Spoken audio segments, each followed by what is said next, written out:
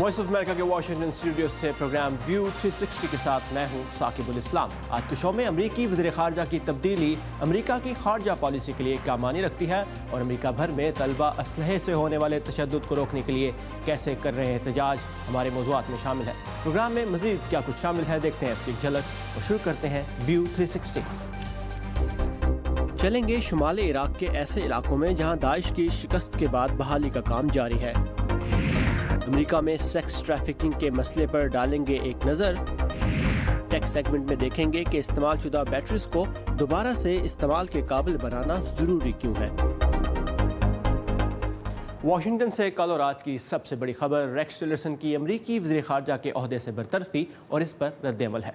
Rex Tillerson ने सदर Trump की जानिब से खुद को ओहदे से हटाए जाने के बाद कल स्टेट डिपार्टमेंट में एक प्रेस कॉन्फ्रेंस के दौरान अपने दौर में अहम खारजा मामलात का अहाता पेश किया। जनूबी एशिया और ख़ास तौर से अफगानिस्तान के लिए खारजा पॉलिसी का जिक्र भी उनकी स्टेटमेंट का हिस्सा था। साबिक सेक्रेटरी ऑफ स्टेट के मुताबिक अपने बुनियादी फ़ौजी प्लान के साथ जनूबी एशिया की हिकमत अमली दरअसल तालिबान को अफगान हुकूमत के साथ मुफाहमत और अमन मुज़ाकरात पर मजबूर करने का एक आला है। इस हिकमत अमली ने पिछले 16 वर्ष की साल ब साल के लिए बनाई जाने वाली स्ट्रेटजीज के मुकाबले में हमारे फौजी मनसूबा साजों को एक काबिल अमल मनसूबा दिया है। इस वाज़े फौजी कमिटमेंट से हम अपने हलीफों का तामुल हासिल करने और अपने सफारतकारों को अमन मुज़ाकरात और आखिरी मकासद के हसूल की तैयारी में मदद देने के लिए ज़्यादा यकीनी सूरत हाल फराहम करने में कामयाब हुए हैं। रेक्स टिलरसन को ओहदे से हटाए जाने और CIA के डायरेक्टर माइक पोम्पियो की नई अमरीकी सेक्रेटरी ऑफ स्टेट के तौर पर नामजदगी पर अमरीकी अवामी नुमाइंदे किस तरह का रद्द-ए-अमल दे रहे हैं, आइए देखते हैं। रेक्स टिलरसन एक बेहतरीन अमरीकी हैं और मुझे उनके जाने पर अफसोस है। उसके अलावा मुझे माइक पोम्पियो पर भी एतमाद है। हमें यहाँ जो कुछ करना पड़ता है उसके अलावा 2 नई तकर्रियों पर होने वाली मुमकिना लड़ाई के इम्कान को देखते हुए ये मुश्किल होगा। तो मुझे रेक्स टिलरसन के जाने पर अफसोस है, लेकिन माइक पोम्पियो की उनकी जगह तकर्रुरी बेहतरीन इंतखाब है। मेरे नज़दीक ये अमरीकी सफारतकारी के लिए निहायत मुश्किल वक्त है कि कमांडर ऐसी अफरा तफरी का शिकार है, और जब भी आपका सेक्रेटरी खारजा बैनुल-अक़वामी फोरम पर एक बात कहे और मुल्क का सदर इस बात को मुकम्मल तौर पर झुटलाए और नुकसान पहुँचाने की कोशिश करे तो उससे दुनिया अदम इस्तेहकाम का शिकार हो जाती है। अमरीकी अवामी नुमाइंदों के अलावा वाशिंगटन के कई दूसरे हलकों से भी वज़ीर ख़ारजा रेक्स टिलरसन की अचानक बरतरफी के फैसले पर मिला जुला रिएक्शन सामने आ रहा है। मज़ीद जानने के लिए चलते हैं कैपिटल हिल, जहां से अमान हज़र हमारे साथ हैं। अमान, रेक्स टिलरसन के हटाए जाने की अफवाहें कल हकीकत का रुख इख्तियार कर गईं। वाशिंगटन के सियासी हलकों में क्या रद्द-ए-अमल है इस बारे में?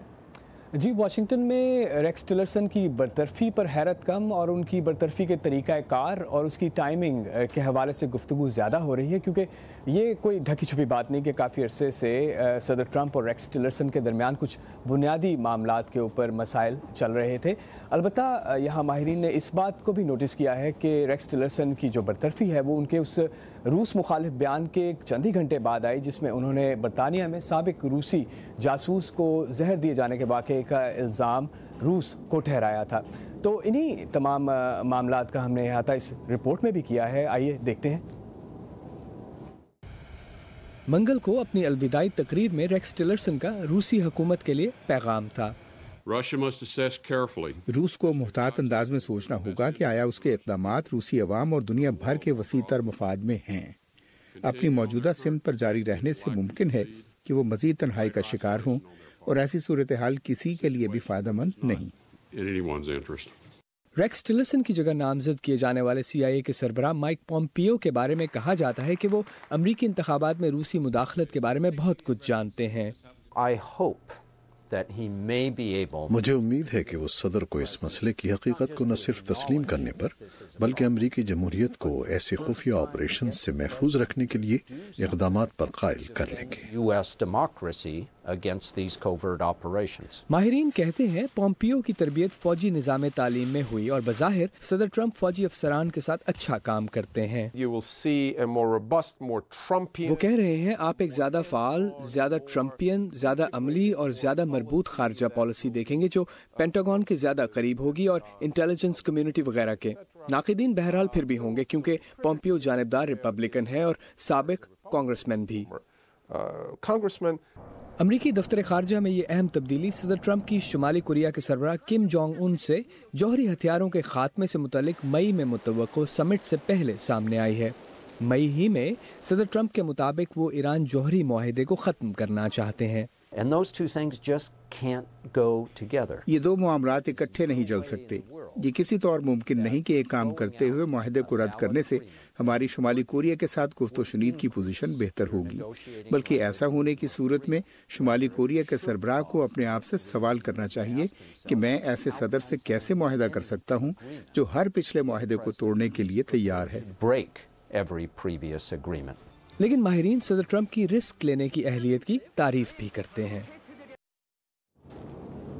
جی، اس کے علاوہ یہ بھی تجزیہ کاروں کا کہنا ہے کہ ریکس ٹلرسن کی برطرفی سے امریکی انتظامیہ میں یا ٹرمپ انتظامیہ میں جو اعتدال پسند عناصر ہیں وہ شاید کمزور ہوں گے اور آنے والے دنوں میں شاید امریکی خارجہ پالیسی کی ایک زیادہ جارحانہ شکل دیکھنے کو ملے۔ جی، امان اظہر ہمارے ساتھ تھے کیپٹل ہل سے۔ امان، thank you for these updates. اور یہ سمجھنے کے لیے کہ سیکرٹری آف اسٹیٹ کی تبدیلی سے امریکی خارجہ پالیسی میں کس قسم کی تبدیلیاں متوقع ہیں، اہم معاملات پر صدر ٹرمپ اور ریکس ٹلرسن کے خیالات کا موازنہ ضروری ہے۔ شمالی کوریا کے بارے میں صدر ٹرمپ کی رائے میں ریکس ٹلرسن مذاکرات کی کوشش میں اپنا وقت ضائع کر رہے تھے، جبکہ اب صدر خود شمالی کوریا کے رہنما سے ملاقات کے حامی ہیں۔ ریکس ٹلرسن شمالی کوریا کے نیوکلیئر پروگرام پر سفارتی مذاکرات چاہتے تھے اور صدر ٹرمپ کی جانب سے بات چیت کے لیے حامی بھرنے پر وہ حیران نظر آئے۔ ایران نیوکلیئر ڈیل کی بات ہو تو صدر ٹرمپ نے ایران کی جانب سے معاہدے پر عمل درآمد کی تصدیق کرنے سے انکار کیا، لیکن معاہدہ منسوخ نہیں کیا، جبکہ ریکس ٹلرسن امریکی صدر پر ایران کی جانب سے معاہدے کی پاسداری کی تصدیق کے لیے زور دیتے رہے۔ قطر کے بحران پر صدر ٹرمپ نے سعودی عرب کے اس دعوے کی تائید کی تھی کہ قطر دہشت گردی کے لیے مالی معاونت فراہم کرتا ہے، جبکہ ریکس ٹلرسن نے خلیجی ریاستوں کو قطر کا محاصرہ ختم کرنے کے لیے کہا۔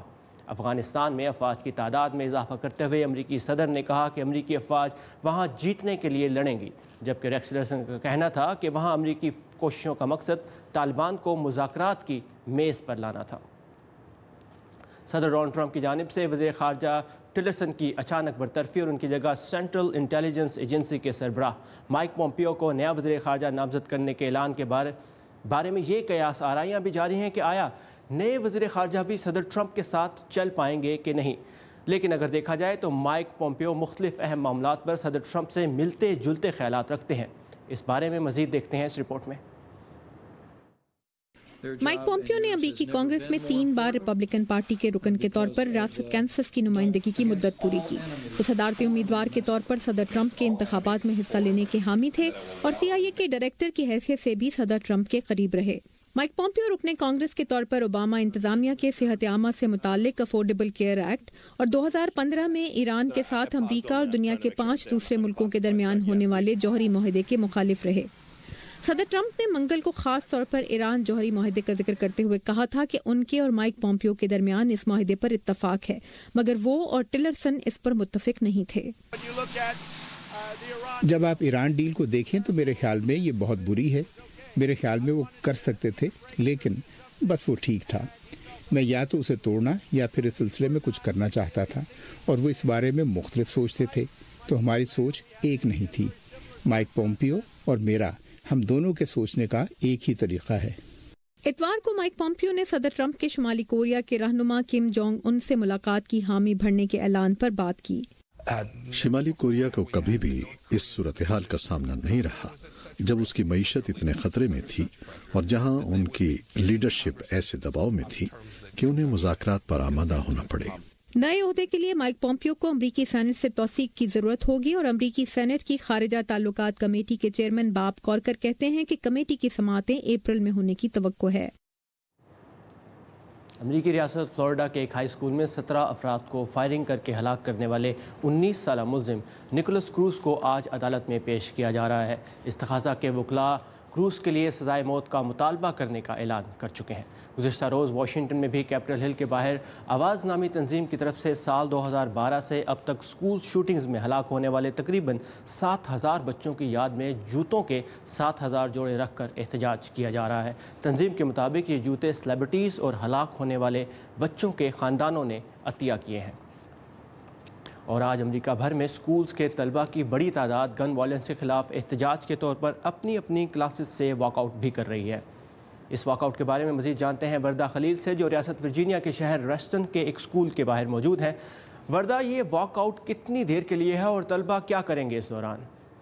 جی ثاقب، آپ نے بالکل کہا، اس وقت میں ساؤتھ لیک ہائی اسکول کے باہر کھڑی ہوں۔ جیسے کہ آپ پیچھے دیکھ سکتے ہیں، کچھ ہی دیر کے بعد جو طالب علم ہیں وہ اپنی کلاسیں چھوڑ کر واک آؤٹ کریں گے۔ واک آؤٹ ہوگا 17 منٹ کے لیے، کیونکہ ہلاک ہونے والے بچوں کی تعداد بھی 17 تھی، تو وہ 17 منٹ کے لیے واک آؤٹ کریں گے۔ اور پاس ہی میں یہاں پر ان کا ہے ایک باسکٹ بال کیمپ، وہاں پہ جا کے وہ سب بچے اکٹھے ہوں گے۔ طلبہ، وردہ آپ صبح سے وہاں موجود ہیں، آپ کی کچھ طلبہ سے بات ہوئی، کیا جذبات ہیں ان کے، کیا کہتے ہیں وہ؟ جی ثاقب، طالب علم کہتے ہیں کہ ہمارا مقصد جو ہے وہ یہ ہے کہ یہاں کے جتنے بھی قانون ساز ہیں، چاہے وہ مقامی ہوں چاہے وہ ریاستی ہوں، ان پر دباؤ ڈالا جائے کہ وہ یہاں پر ایسے قوانین پاس کریں جس کے تحت کسی بھی شخص کے لیے ہتھیار جو ہے خریدنا وہ اتنا آسان نہ ہو۔ اور اس کا ایک دوسرا رخ یہ بھی ہے کہ وہ نوجوانوں کو شعور دینا چاہتے ہیں کہ عوامی سطح پہ، ملکی سطح پر اور نیشنل سیکیورٹی کے جتنے معاملات ہیں ان پر ان کی آواز اٹھانا کتنا اہم ہے۔ ساتھ میں آپ کو یہ بھی بتاتی چلوں کہ یہاں کی جو انتظامیہ ہے، اسکول انتظامیہ، وہ بچوں کو جو ہے وہ بالکل سہولت دے رہی ہے کہ وہ اپنا جو ہے قانونی حق استعمال کریں اور اس معاملے پر اپنی آواز اٹھائیں۔ اور پورے ملک میں تقریباً 3000 سکولز ہیں جن سے طلبہ واک آؤٹ کریں گے، تو سکولز نے اس حوالے سے کچھ اسپیشل پریپریشنز کیے ہیں، کچھ انتظامات کیے ہیں طلبہ کے لیے، سیفٹی کے لیے؟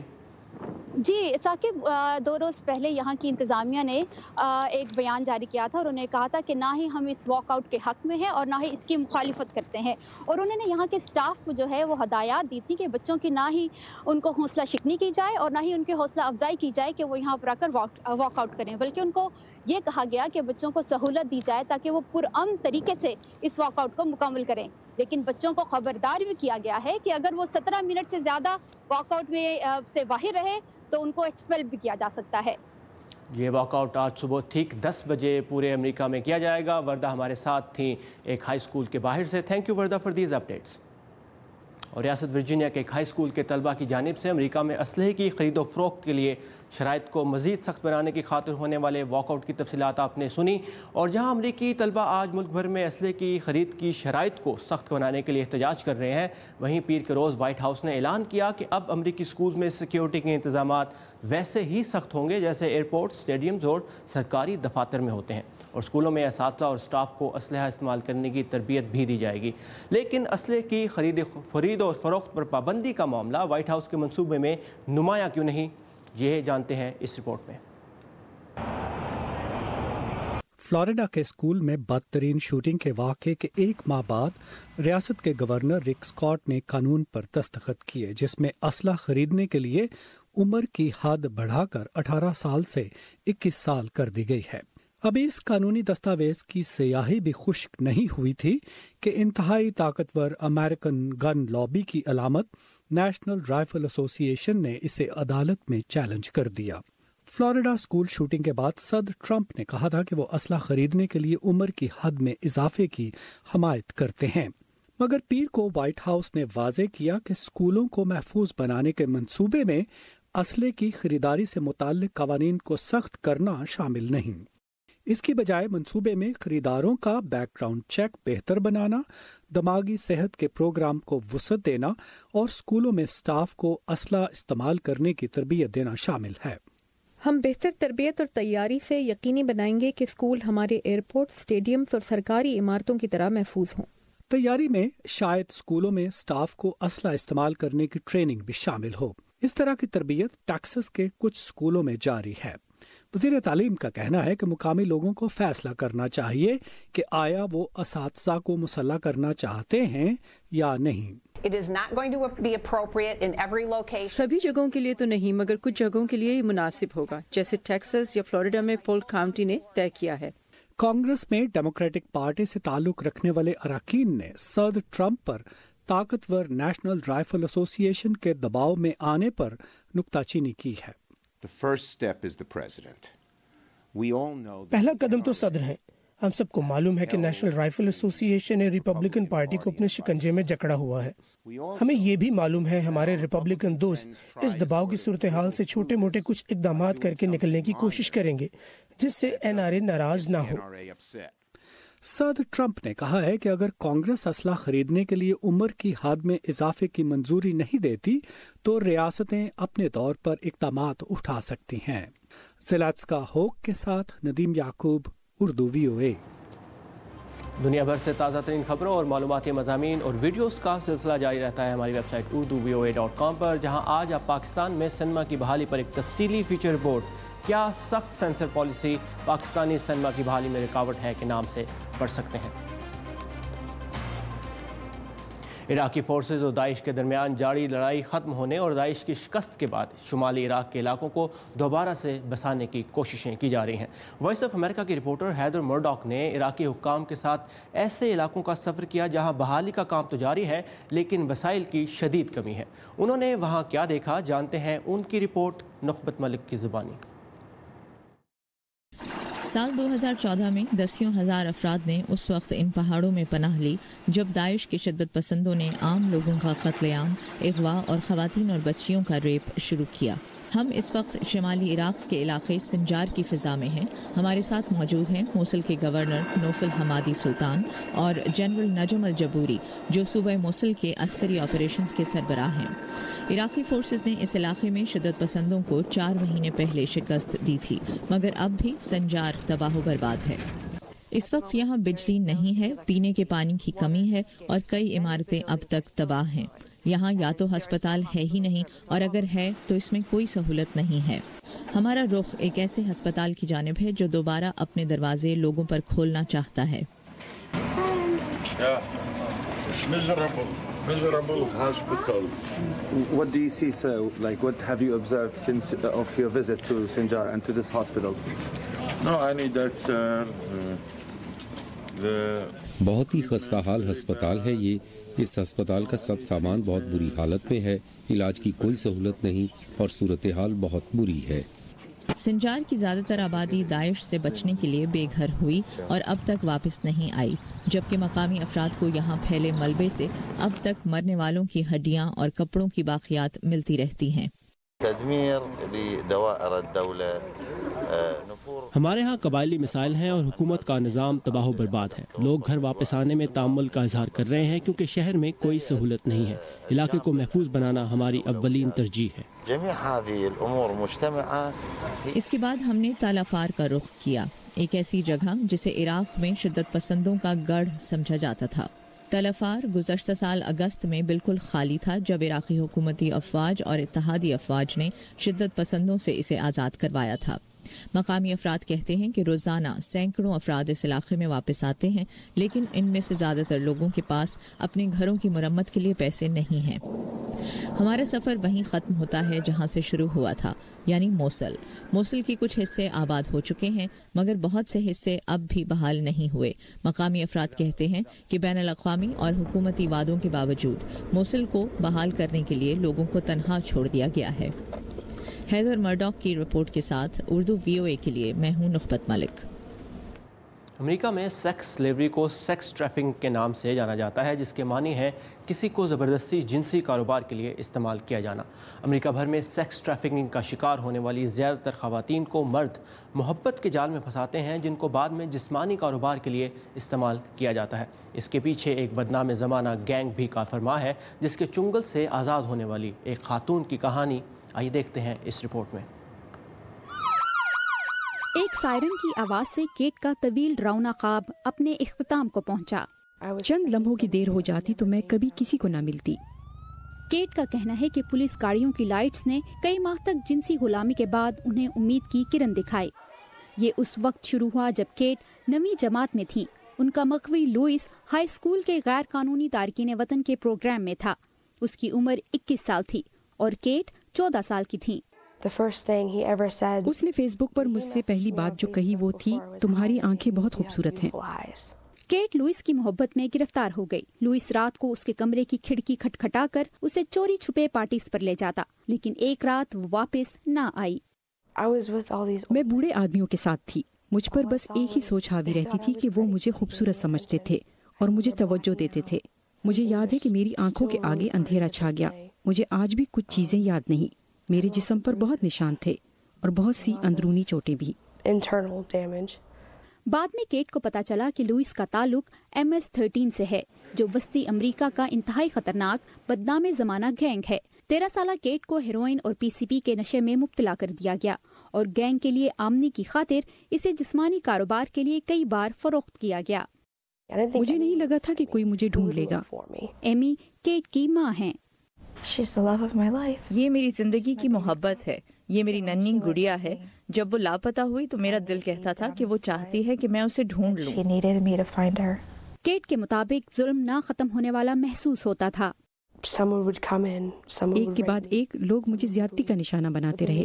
نہ مجھے کھانا دیا جاتا تھا اور نہ ہی پانی. کئی ہفتوں بعد جب گینگ کیٹ کو دوسری ریاست منتقل کرنے والا تھا، کیٹ نے پولیس لائٹس دیکھی اور اسے احساس ہو گیا کہ اس کی رہائی کا وقت آن پہنچا ہے. 5 سال مسلسل علاج کے بعد اب کیٹ کو ایک اور طرح کی امید ہے. وہ اب ایک بچی کی ماں بننے والی ہیں. کیرولائن پرسویٹی کے ساتھ وردہ خلیل، اردو VOA.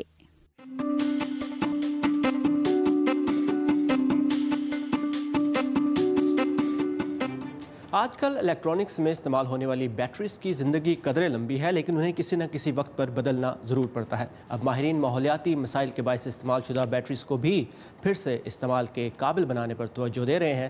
جانتے ہیں اس رپورٹ میں. آج کے دور میں سیل فون سے لے کر کمپیوٹرز اور گاڑیوں سے لے کر ہوائی جہازوں تک ہر جگہ بیٹریز کا استعمال ہوتا ہے. اور اتنی بڑی تعداد میں بیٹریز استعمال کے بعد آخر کہاں جاتی ہیں؟ ہمارے پاس استعمال شدہ بیٹریوں کا ڈھیر لگ جائے گا، جنہیں زمین میں دفن کرنے سے بہت سے ماحولیاتی مسائل کا سامنا ہوگا. ان حالات میں کچھ بیٹریز ہیں جنہیں دوبارہ سے استعمال کیا جا سکتا ہے، جیسا کہ گاڑیوں میں استعمال ہونے والی بیٹریز. لیکن زیادہ تر بیٹریوں کو پھینک دیا جاتا ہے، جس سے زمین میں مٹی اور پانی کے زہریلی دھاتوں سے آلودہ ہونے کا خطرہ موجود رہتا ہے. بیٹریز میں استعمال ہونے والی دھاتوں کی مانگ میں اضافے کو دیکھتے ہوئے بیٹریز بنانے والی کمپنیاں استعمال شدہ بیٹریز کو اکٹھا کر کے انہیں دوبارہ سے استعمال کے قابل بنانے پر توجہ دے رہی ہیں. ہم لیتھیم بیٹریاں بناتے ہیں اور انہیں ریسائیکل بھی کرتے ہیں. کیونکہ دوبارہ سے چارج کی جا سکنے والی بیٹریز کی اس تعداد میں بھی مسلسل کمی ہوتی رہتی ہے اور ایک وقت پر وہ زیادہ توانائی استعمال کرنے والی اشیاء کو طاقت فراہم نہیں کر سکتی. جیسا کہ بجلی سے چلنے والا یہ موٹر سائیکل جس کی بیٹری اس کو چارج نہیں کر سکتی، لیکن اس موٹر سائیکل میں استعمال ہونے والی بیٹری اپنی طاقت کا تقریباً 80% تک چارج سٹور ضرور کر سکتی ہے. یہ الیکٹرک سکوٹرز میں استعمال ہونے والی لیتھیم آئن بیٹریز ہیں. اب ان سے میں اپنے گھر کو توانائی فراہم کروں گا. میں انہیں اپنے گھر کی چھت پر لگے سولر پینل کی مدد سے چارج کروں گا اور اپنے سکوٹرز کو رات کے وقت چارج کروں گا. اور اب جبکہ بجلی سے چلنے والی گاڑیوں کا استعمال بہت بڑھ گیا ہے، ماہرین امید کر رہے ہیں کہ بیٹریز بنانے والی کمپنیاں اب دوبارہ سے چارج کے قابل بیٹریوں کو دوبارہ سے استعمال کے قابل بھی بنانے پر توجہ دیں گی، بجائے اس کے کہ انہیں پھینک دیا جائے. معروف برطانوی سائنسدان اسٹیفن ہاکنگ 76 برس کی عمر میں برطانیہ کے شہر کیمبرج میں اپنی رہائش گاہ میں انتقال کر گئے. ہاکنگ نظریاتی طبیعت کے سب سے ماہر سائنسدان مانے جاتے تھے، جن کے کائنات کے اسرار و رموز، وقت اور بلیک ہول سے متعلق نظریات کو بہت مقبولیت حاصل ہوئی. ہاکنگ کو بین الاقوامی شہرت ان کی کتاب a brief history of time سے ملی، جس کا شمار ایسی مشکل ترین کتابوں میں ہوتا ہے جو اپنے موضوع کی پیچیدگی کے باوجود عوام میں مقبول ہوئی. ہاکنگ 21 سال کی عمر میں ایک انتہائی مہلک بیماری موٹر نیورون کا شکار ہونے کے بعد عمر بھر کے لیے نہ صرف چلنے پھرنے بلکہ بولنے سے بھی معذور ہو گئے تھے اور خصوصی طور پر تیار کیے گئے سافٹ ویئر کے ذریعے گفتگو کیا کرتے تھے. یہ تھا آج کا ویو 360. ہمارا اور آپ کا رابطہ قائم رہتا ہے facebook.com/VOA اردو کے پیج کے ذریعے اور ہمارا ٹویٹر ہینڈل ہے @urduvoa. ثاقب الاسلام کو اجازت دیجیے. Have a nice evening.